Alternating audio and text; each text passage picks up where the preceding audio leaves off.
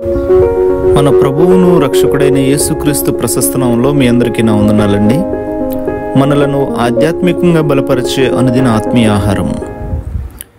యెహోవా మీకు నేడు కలుగజేయు రక్షణను మీరు ఓరక నిలుచుండి చూడుడి. నిర్గమాకాండము 14వ అధ్యాయము 13వ వచనం.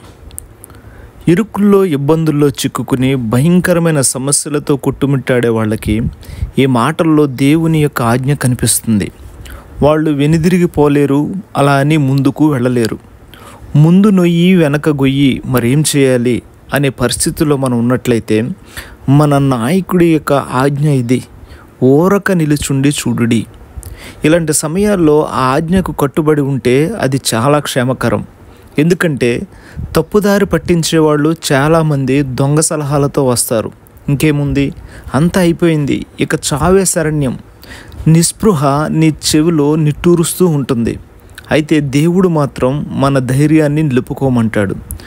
కాలం ఎంత ఎదురు తిరిగినా ఆయన విశ్వాస్యతను, ప్రేమను తలుచుకుని ఉత్సాహించడమే మన విధి. పిరికితనం తొందర చేస్తుంది. వెనక్కి వెళ్ళిపో, అందరూ చేస్తున్నట్టే చెయ్యి, లోకంతో వెళ్ళు. ఇక క్రైస్తవుడిగా ప్రవర్తించడం అసాధ్యంలే, నీ నియమాలను తీసి ప్రక్కకి పెట్టు అని తొందర పెడుతూ ఉంటుంది. నువ్వు నిజంగా దేవుని బిడ్డవైతే సైతాను ఇలా ఎంత నిరుత్సాహపరిచినా దాన్ని అనుసరించలేవు.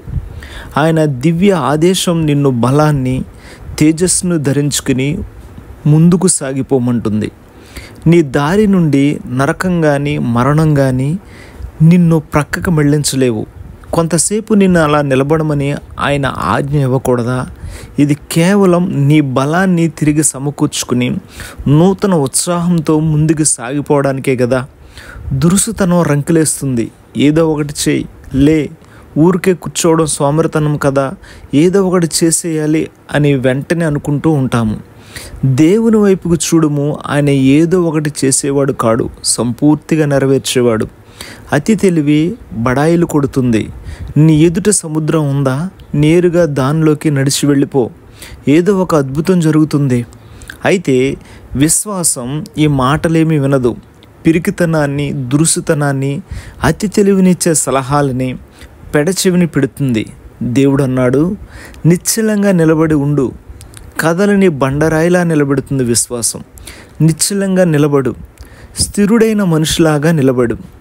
ముందుకు దూకడానికి సన్నద్ధుడివై రాబోయే ఆజ్ఞలకి సిద్ధపాటుతో, ఓపికతో, ఉల్లాసంతో ఆజ్ఞాపించే ఆ స్వరానికి కట్టుబడి ఉండు.